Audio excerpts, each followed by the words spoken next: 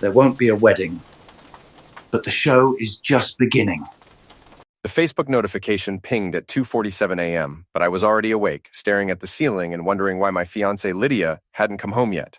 Her bachelorette party was supposed to end hours ago. I grabbed my phone, expecting maybe a drunk text or a blurry selfie with her girlfriends. Instead, I found myself looking at a photo that sent an icy chill down my spine. There was Lydia, my bride-to-be of 8 years, sitting on some guy's lap at Murphy's bar downtown. Her arms were wrapped around his neck, her face flushed with alcohol and something else I didn't want to name. The man's face was partially turned away, but I could see enough. Expensive shirt, confident smile, the kind of guy who thought he owned whatever room he walked into. The caption read, "Last night of freedom. Thanks, girls, for the wildest bachelorette ever. # no regrets, # last night single." My hands shook as I scrolled through the comments. Her friends were all laughing, posting fire emojis and "get it, girl" messages. Sienna, her maid of honor, had written, "What happens at Bachelorette stays at Bachelorette." Oops. I stared at that photo for 10 minutes, my mind racing. 8 years together. 8 years of building a life, planning a future, talking about kids and mortgages and growing old together.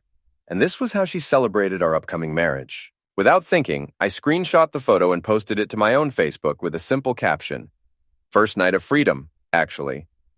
I changed my relationship status to single and tagged everyone who mattered, including her father, Richard Hartwell, the most uptight insurance executive in all of Portland, Maine. Then I waited. The response was immediate and explosive. My phone started buzzing with notifications, comments, and messages. Friends, family, co-workers, everyone had something to say. Some were supportive, others were shocked, but most were just hungry for drama. At 3:15 a.m., I heard Lydia's car in the driveway. She burst through the front door like a hurricane, her face twisted with rage. Still wearing her little black dress from the party, makeup smeared. She looked nothing like the composed insurance executive I'd fallen in love with. "What the heck is wrong with you, Eli?" she screamed, waving her phone at me. "Are you completely insane?" I was sitting at our kitchen table, laptop open, watching the social media wildfire I'd started. Our small town of Millbrook thrived on gossip, and I'd just given them the story of the year. Wrong with me? I stood up slowly. At 38, I'd learned to control my temper through years of military service and running my own handyman business. But tonight, that control was hanging by a thread. I'm not the one grinding on strangers at my bachelorette party. It was just a joke. She threw her purse on the counter. God, you're so insecure. It was harmless fun. Harmless? I pulled up the photo on my laptop screen. This looks harmless to you? Lydia glanced at the image, and her face went pale for just a second. Then the defiance came roaring back. You don't trust me after 8 years? That says everything about you, not me. Who is he? Nobody. Just some random guy at the bar. Sienna dared me to take a photo. It meant nothing. But something in her voice told me she was lying. The way her eyes darted away, the slight tremor in her hands. I'd seen enough liars in my time to recognize the signs. My phone rang. Richard Hartwell's name flashed on the screen. "Answer it," Lydia hissed. I put it on speaker. "Hello, Richard. Elliot Griffin. What in God's name is going on?" Her father's voice was ice cold. "I'm getting calls from half the town about some social media nonsense. Ask your daughter." "Lydia, explain yourself. Now." She grabbed the phone. "Daddy, it's nothing. Eli's having some kind of breakdown. The photo was just a silly joke." "A joke that's now been shared 300 times, I said. "The local news Facebook page just picked it up." Lydia's face went white. "What?" I refreshed my browser. "Channel 8 News. Local groom calls off wedding after viral bachelorette party photo. Congratulations, honey." "You're famous. This is insane," she shouted. "You're ruining everything over nothing." "I'm ruining everything?" I laughed, but there was no humor in it. "I'm not the one who decided to dry hump a stranger 3 days before our wedding." Richard's voice crackled through the phone. "That's enough, both of you. Lydia, come home. We'll discuss this like adults." After she left, I sat in my kitchen and watched the story explode across social media. Friends from high school were commenting. My military buddies were weighing in, even my elderly neighbor, Mrs. Carlin had somehow found the post and left a string of shocked face emojis. But as the adrenaline faded, a nagging feeling settled in my gut. Lydia's reaction had been too extreme, too defensive. And that man in the photo, there was something familiar about him, even with his face partially hidden. I was going to find out who he was. #, Chapter 2. The next morning brought a parade of phone calls, text messages, and unexpected visitors. Mrs. Carlin knocked on my door at 7 a.m. with a casserole and a hungry look in her eyes. "Such a shame, dear," she said, bustling into my kitchen uninvited. "Though I have to say, I always wondered about that girl. Too ambitious, if you ask me. And those late nights at the office." Late nights? Oh yes, working until all hours. Though between you and me, I saw her car leave at 5:30 most days, then come back around 9 or 10. Strange way to work late, don't you think? I filed that information away and called my best friend Mike, who managed O'Malley's bar downtown. If anyone knew the local gossip, it was Mike. "Dude, you broke the internet," he said when he answered. "Half the town's talking about it. The other half is sharing memes. I need a favor. Can you meet me for lunch?" Already clearing my schedule. We met at O'Malley's during the slow afternoon shift. Mike poured me a beer and slid a basket of wings across the bar. "So what's the real story?" he asked. I showed him the photo again. "Look at this guy. Really look at him." Mike studied the screen, then his eyes widened. "Holy crap. Is that Troy Barron? Who's Troy Barron?" "Regional manager at Hartwell Insurance, Richard's golden boy. Drives a BMW, thinks he's God's gift to women. He comes in here sometimes with clients." Mike paused. "Eli, if Lydia's messing around with Troy Barron, this is bigger than just cheating. That guy's her boss's boss." The pieces started clicking into place. The late nights, the defensive reaction, the panic in her eyes when I posted that photo. This wasn't just about a drunken mistake at a bachelorette party. "I need to know for sure. What are you thinking?" "I'm thinking it's time to do some investigating." Mike grinned. "Count me in. But first, you should know, your little social media stunt cost Troy some serious face. Word is Richard called him into the office this morning. The whole company's buzzing about it." That afternoon, I drove to Lydia's office building and parked across the street. At 5:30, just like Mrs. Carlin had said, Lydia walked out to her car. But instead of driving home, she pulled out of the parking lot and headed toward downtown. I followed at a distance, my heart pounding. She drove to the Riverside Apartments, the expensive complex by the waterfront. I watched her park and walk into Building C like she'd done it 100 times before. 20 minutes later, she emerged with a tall man in an expensive suit. Even from a distance, I recognized him from the photo. Troy Barron. They got into his BMW and drove off together. I sat in my truck for an hour, processing what I'd just seen. This wasn't a one-night mistake. This was an affair. When I got home, I called my old army buddy, Darius, who now ran a private security company in Portland. "I need help with something," I told him. "What kind of help?" "The kind you're good at. Research, surveillance, maybe some creative problem solving." Darius chuckled. "Sounds like someone's in trouble. What's the situation?" I explained everything. The photo, the investigation, what I'd discovered about Troy. "So you want to know how deep this goes?" "I want to know everything. How long it's been going on, what they're planning. All of it. Give me 48 hours. The next morning brought more surprises. Sienna, Lydia's maid of honor, showed up at my door looking nervous. "We need to talk," she said. I let her in, noting how she avoided eye contact. "Look, Eli, I feel terrible about all this. The photo thing got way out of hand." "Did it? Or did it just expose what was already happening?" She fidgeted with her purse strap. "I don't know what you mean." "Troy Barron. How long has Lydia been seeing him?" Sienna's face crumpled. "I can't. I promised I wouldn't." "Sienna, I saw them together yesterday. I know about the apartment. The only question is whether you're going to help me understand what's been going on or whether you're going to keep lying for her." She started crying then, mascara running down her cheeks. 6 months, she whispered. "It started 6 months ago at the company retreat. She said it was just physical, that she loved you but needed something exciting. She made me promise not to tell anyone." "And you thought that was okay?" "I thought it would burn out. I thought she'd get it out of her system and marry you anyway. But then she started talking about maybe calling off the wedding, and I panicked. I thought if she had one last wild night, she'd realize what she was giving up." "So the bachelorette party was what, a test?" "She wanted to see if she could walk away from him.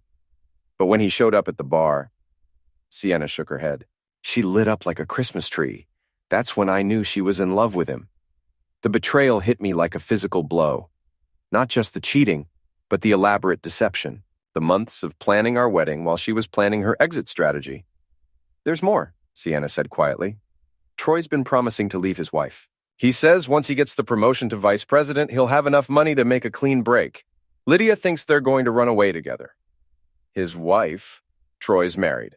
Has been for 15 years. 2 kids in private school. I stared at her. And Lydia knows this?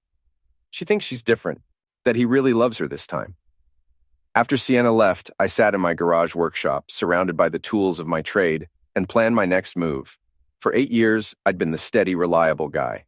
The one who fixed things when they broke, who kept his mouth shut and his head down.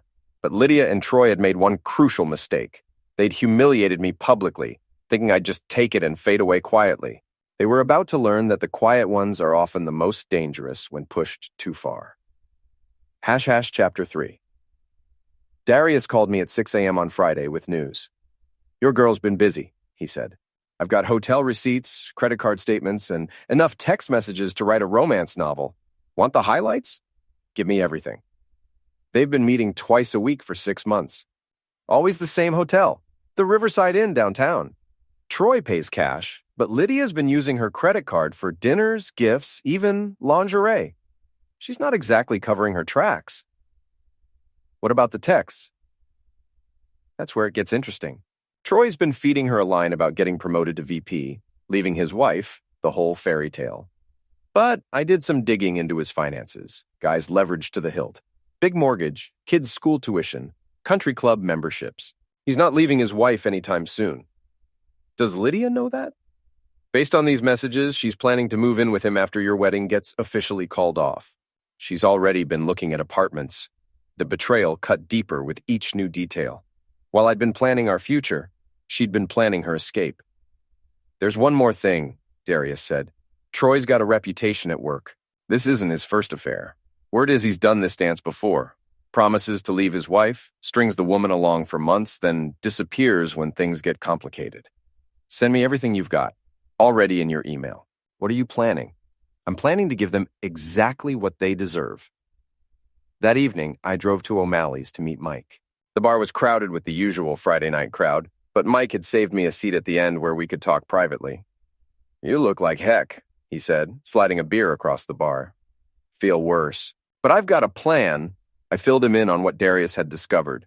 Mike's expression grew darker with each detail. So what's the play? First, I'm going to have a conversation with Troy. Man to man. You sure that's smart? Guy like that probably has lawyers on speed dial. I'm not going to threaten him, just going to make sure he understands the situation. At 9 p.m., I drove to the Riverside Apartments and waited. Sure enough, Troy's BMW pulled into the parking lot. I watched him walk toward Building C, then got out of my truck. Troy Barron? He turned, squinting in the dim light. Who's asking? Eli Griffin. I think you know who I am. His face went pale, but he tried to maintain his composure. Look, if this is about that photo, it's about a lot more than the photo. I stepped closer, noting how he instinctively backed toward his car. For all his expensive clothes and smooth talk, Troy was soft. Probably hadn't been in a real fight since high school. Here's what's going to happen, I said calmly. You're going to end whatever this is with Lydia tonight. And you're going to stay away from her. You can't tell me what to do. Actually, I can. See, I know about your wife, your kids, your mortgage payments. I know about the other women you've done this to. And I know that Richard Hartwell values his company's reputation above everything else. Troy's Adam's apple bobbed as he swallowed hard. You're threatening me. I'm informing you. There's a difference. Lydia's an adult. She can make her own choices. You're right, she can. But so can I. I pulled out my phone and showed him the screen, a draft email to Richard Hartwell with photos, hotel receipts, and text message screenshots attached. One click sends this to your boss, your wife, and every gossip blog in Portland. Your choice. Troy stared at the phone, then at me. You're bluffing. I hit send. Oops. The color drained from his face. You son of a witch! He lunged at me, but 8 years of military training and 15 years of manual labor had left me in better shape than his gym membership could match. I sidestepped his clumsy swing and grabbed his wrist, twisting his arm behind his back. Here's some free advice, I said quietly. Next time you want to destroy someone's life, make sure they don't know how to fight back. I released him and walked back to my truck, leaving him standing in the parking lot, probably wondering how fast he could update his resume. My phone started ringing before I even got home. First Lydia, then Richard, then numbers I didn't recognize. I let them all go to voicemail. The next morning, I woke up to find my story had gone viral again. Someone had recorded video of my confrontation with Troy and posted it online. The comments were brutal, and most of them were on my side. Local handyman school's cheating boss. This is how you handle a homewrecker. Troy Barron got what he deserved. At 10 a.m., Lydia showed up at my house. She looked like she hadn't slept, her usually perfect appearance disheveled and desperate. "You destroyed everything!" she screamed the moment I opened the door. "I destroyed everything? That's Rich! Troy lost his job! Richard fired him this morning." "Good. How can you be so cruel? We love each other," I laughed. "Love? Lydia, you were a game to him. Just like the other women he's done this to." "That's not true. Ask him about Jennifer Morrison. Or Sarah Chen, both former employees who thought they were special too." Her face crumpled. "You're lying." "Am I? When's the last time you heard from Troy?" "Since yesterday, I mean." She pulled out her phone and I could see her scrolling through messages. Her expression changed as she realized what I already knew. Troy had gone silent. "He's probably just figuring out what to do next," she said. But the confidence was gone from her voice. "He's probably figuring out how to explain this to his wife without losing half his assets in a divorce. You don't understand what we have. I understand exactly what you have. 6 months of hotel rooms and lies. And now it's over." She stared at me for a long moment, and I saw the exact moment she realized I was right. Troy wasn't coming to rescue her. He wasn't leaving his wife. He wasn't even returning her calls. "I hate you," she whispered. "That's fine, but you're going to hate yourself more when you realize what you threw away." After she left, I called Mike. "How's it feel to be the most famous man in Millbrook?" he asked. "Like I'm just getting started." Chapter 4. The next week brought a parade of consequences that rippled through our small town like stones thrown in a pond. Troy Barron disappeared entirely. Rumor had it his wife kicked him out and he was staying in a motel while looking for work in another state. Lydia moved back in with her father, who was so embarrassed by the scandal that he barely left his house. But my former friends were a different story. It started with Dave and Jennifer Morrison. Yes, the same Jennifer that Troy had apparently seduced and discarded 2 years earlier. They'd been part of our regular social circle, weekend barbecues and game nights, the kind of friends you expect to have forever. Dave called me on Thursday evening. "We need to talk," he said, his voice cold. "About what?" "About what you did to Troy and to Lydia." "What I did?" "Don't play dumb, Eli. You destroyed 2 people's lives over a stupid photo." I was quiet for a moment, processing this. "Dave, you do realize Troy was having an affair with my fiancée, right? And that he did the same thing to your wife 2 years ago?" "That's different. Jennifer and I worked through our problems. We're stronger now." "So I should have just let it slide? Married Lydia anyway and pretended nothing happened?" "You should have handled it privately, like an adult. Instead, you turned it into a public circus." The conversation went downhill from there. Dave accused me of being vindictive and cruel. I accused him of having selective memory about his own wife's affair. We both said things we couldn't take back. He wasn't the only one. Over the next few days, I heard from Tom and Susan Bradley, Mark and Carol Chen, and several other couples from our social circle. The message was consistent. I'd gone too far. I was the villain in this story. It became clear that they'd been talking among themselves, building a narrative where I was the bad guy and Lydia and Troy were the victims of my vindictive revenge plot. The breaking point came on Saturday night at O'Malley's. I was having a quiet drink with Mike when Dave walked in with Tom Bradley and Mark Chen. They spotted me immediately and made a beeline for my table. "Well, look who's here," Dave said loudly enough for half the bar to hear. "The town's newest celebrity." "Dave, don't do this here." "Why not? You didn't mind making your business public before."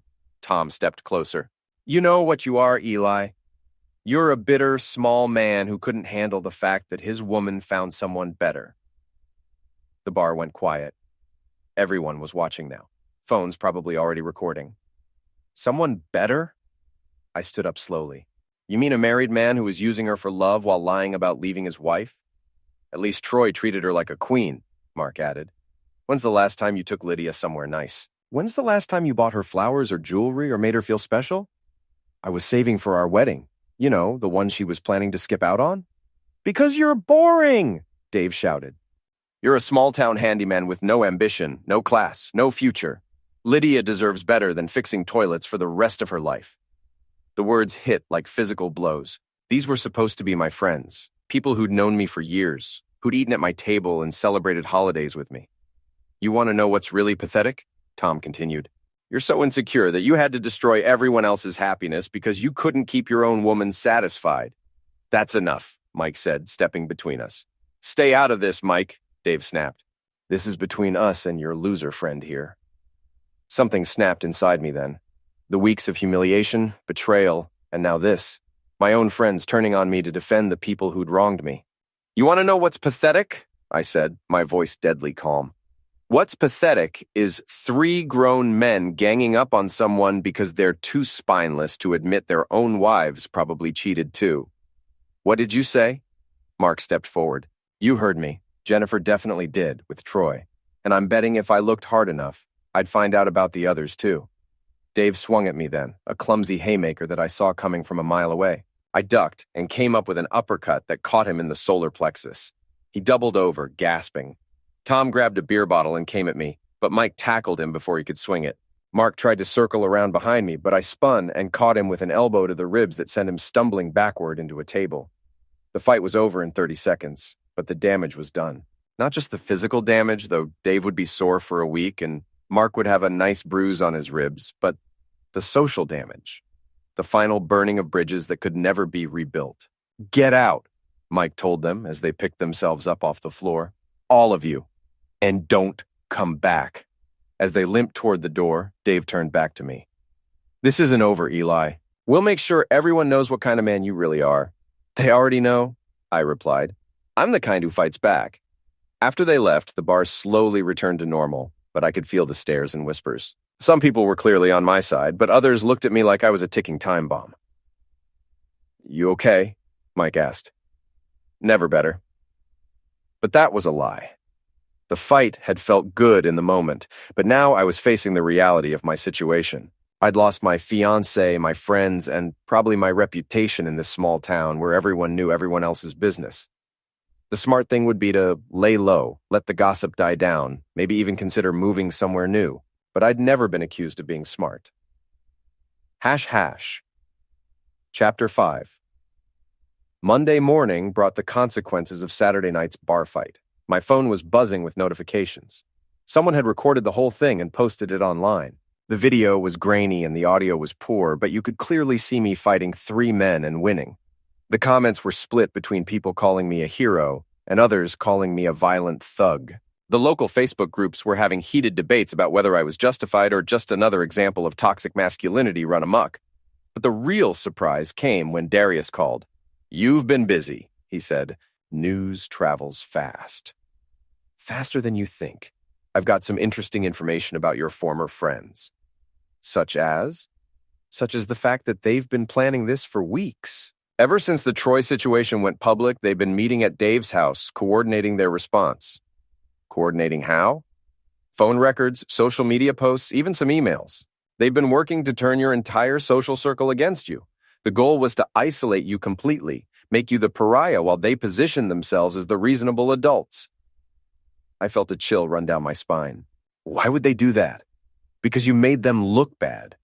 When you exposed Troy and Lydia, you also exposed the fact that all of them knew what was going on and said nothing. They're covering their own asses by making you the villain. What else? Dave's been in contact with Lydia. They're planning something for this weekend. Some kind of public confrontation designed to make you look unstable. Where?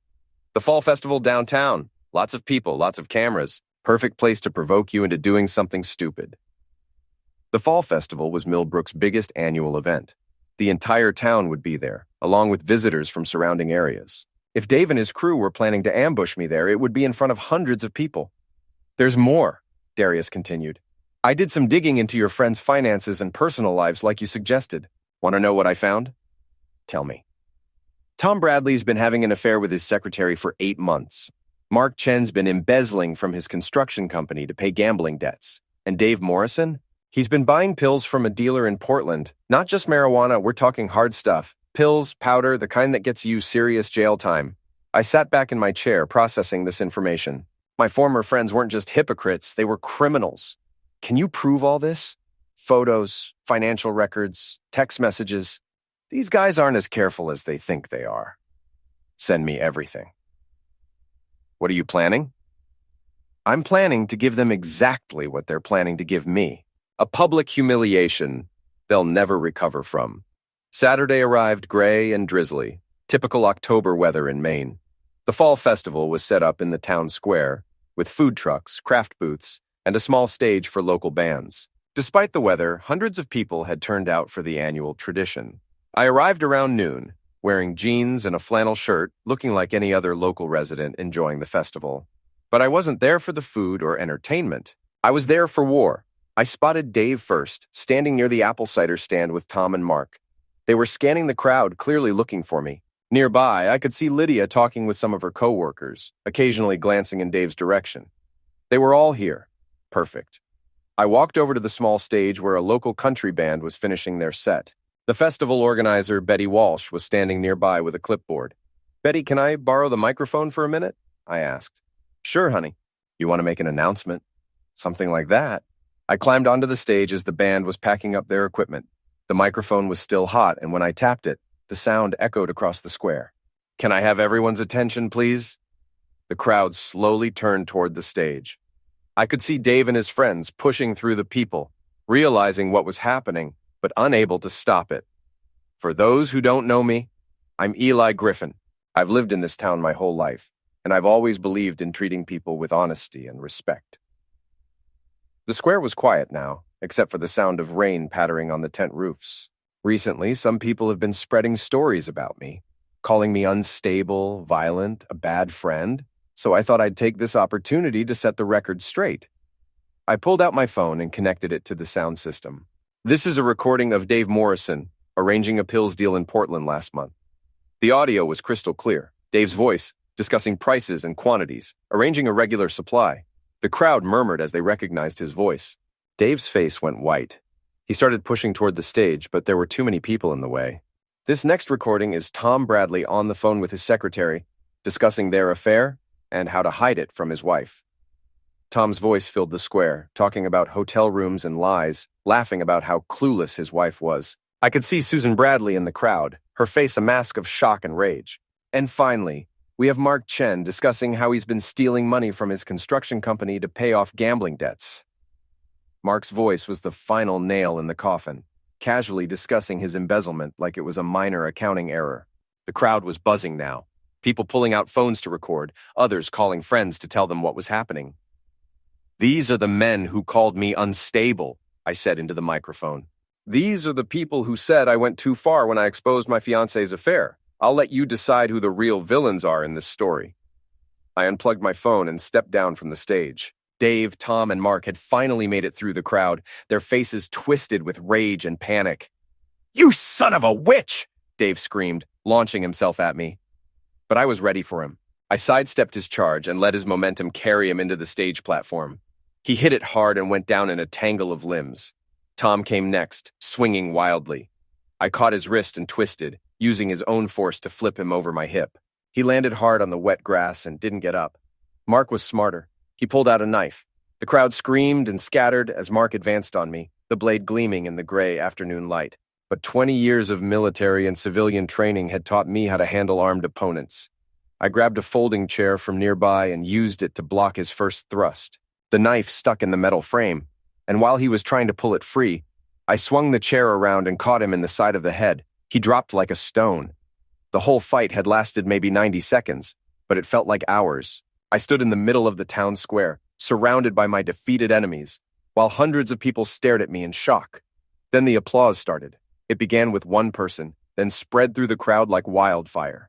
People were cheering, whistling, taking pictures and videos. Someone shouted, "That's how you handle bullies!" And the crowd roared its approval. I looked around and saw Lydia standing near the cider stand, her face pale with shock. Our eyes met across the square, and I saw something I'd never seen before. Fear. She was finally beginning to understand what she'd unleashed when she decided to betray me. But I wasn't done yet. I walked over to where she was standing, the crowd parting before me like I was Moses crossing the Red Sea. "Hello, Lydia." "Eli, please." "I have something for you." I pulled out an envelope and handed it to her. She opened it with shaking hands and pulled out a stack of photographs and documents. "Those are pictures of Troy with his wife and kids at Disney World last weekend," I said loud enough for everyone nearby to hear. along with the lease agreement for their new house in Florida. Turns out he didn't lose his job after all. He got transferred, and he took his family with him. Lydia stared at the photos, her face crumbling as she realized the truth. Troy hadn't been ruined by our scandal. He'd used it as an excuse to disappear and start fresh somewhere else, just like he'd probably done before. He never loved you, I said quietly. You were just another game to him. She looked up at me, tears streaming down her face. How did you? I hired a private investigator. Turns out Troy's done this same routine in 3 different cities. Always targets ambitious women, always promises to leave his wife, always disappears when things get complicated. The crowd was listening to every word, phones recording everything. Lydia's humiliation was now complete and public, just like mine had been. Why? She whispered. Why are you doing this to me? Because you did it to me first. The only difference is everything I'm saying is true. I turned to address the crowd one final time. Ladies and gentlemen, I want you all to remember this day. Remember what happens when you try to destroy an innocent man to cover up your own crimes. Remember what happens when you mistake kindness for weakness. I walked through the crowd toward my truck, people stepping aside to let me pass. Behind me, I could hear sirens approaching. Someone had finally called the police about the fight. But I wasn't worried. I had video evidence of Mark pulling the knife, witnesses who'd seen Dave and Tom attack me first, and a crowd full of people who just watched me expose 3 criminals and a cheating ex-fiancée. As I drove away from the festival, I caught sight of myself in the rearview mirror. For the first time in months, I was smiling. The quiet handyman was gone. In his place was something harder, something that couldn't be broken or betrayed or humiliated, something that fought back and won.